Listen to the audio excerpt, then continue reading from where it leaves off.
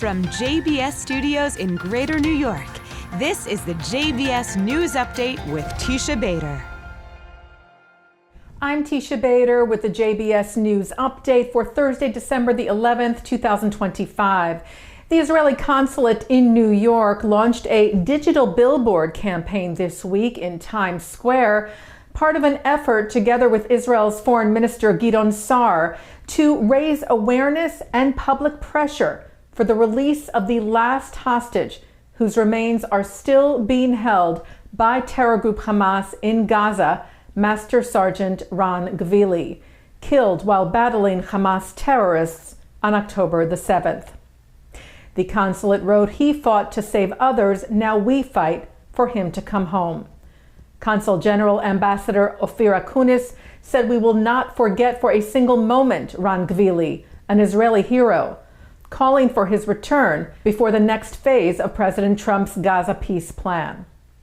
Israel responded to a report from Amnesty International today that accused Hamas and other Palestinian terror groups for the first time of crimes against humanity during and after the October 7th massacre. Amnesty has previously accused Hamas and other terror groups of war crimes. Amnesty has also previously accused Israel of genocide. Israel's Foreign Ministry spokesperson Oren Marmerstein noted it took Amnesty International more than 2 years to address Hamas's heinous crimes. And even now, its report, he wrote, falls short of reflecting the full scope of Hamas's horrific atrocities. The horrors perpetrated by Hamas and Palestinian civilians on October the 7th and thereafter are so grave that even a biased organization like Amnesty could not overlook them.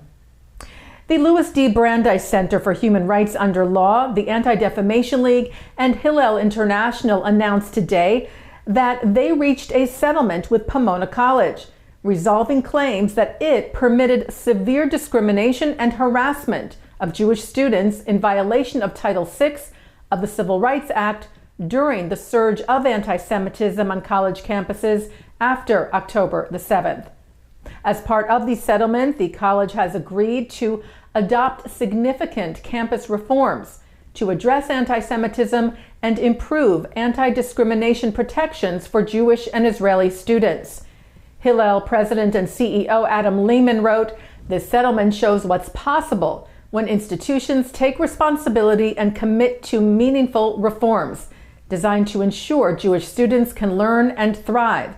These include," he said, "a specific prohibition against anti-Zionist harassment. The reforms also include facilitating programming," he wrote, "on Jewish identity, including the Zionist component of Jewish identity," sharing hope that the settlement will serve as a roadmap for other schools.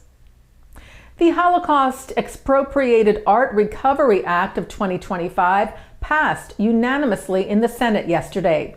The HERE Act, as it is called, helps Holocaust survivors and their families reclaim artwork stolen by the Nazis.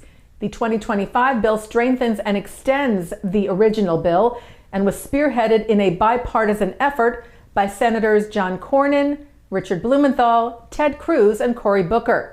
Joel Greenberg, president of Art Ashes, a nonprofit that helps families recover Nazi-looted art, called the passage an important step toward restoring a fair and just path to restitution for Holocaust survivors and their families, saying, "We now urge the House to act quickly to ensure families have clear and legal means to reclaim what was stolen from them by the Nazi regime."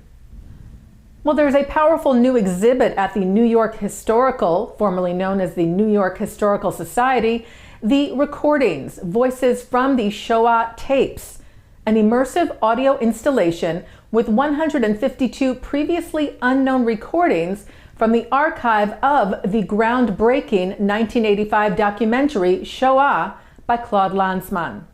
The JTA reports the exhibit begins with a statement from the museum's CEO and president, Louise Mirrer, that reads, "It has become a commonplace to lament the rise of anti-Semitism in the United States. Unlike other efforts to combat the most recent iterations of this ancient scourge, she said, the new exhibit takes a different and in many respects more visceral approach, making audible anti-Semitism's history and manifestation in communities during the Holocaust. The exhibit runs through March the 29th of next year. Taking a look now at our programming for tonight on JBS for Thursday, December the 11th at 7 o'clock, Rabbi Avraham Bronstein sits with author Ruth Franklin to talk about her revealing biography of Anne Frank. At 7:30, Zibby Owens sits with Rabbi Angela Buchdahl to talk about her memoir that follows her path from Korea to Jewish leadership and reflects deeply on belonging, grief, empathy, and resilience.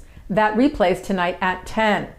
At 8, Jonah Platt speaks to renowned French philosopher Bernard-Henri Lévy. At 9, Broadway composer and lyricist Stephen Schwartz is on L'chaim.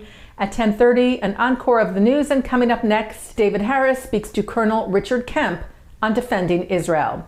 And that's the JBS News Update for Thursday, December the 11th, 2025. I'm Teisha Bader. Am Yisrael Chai.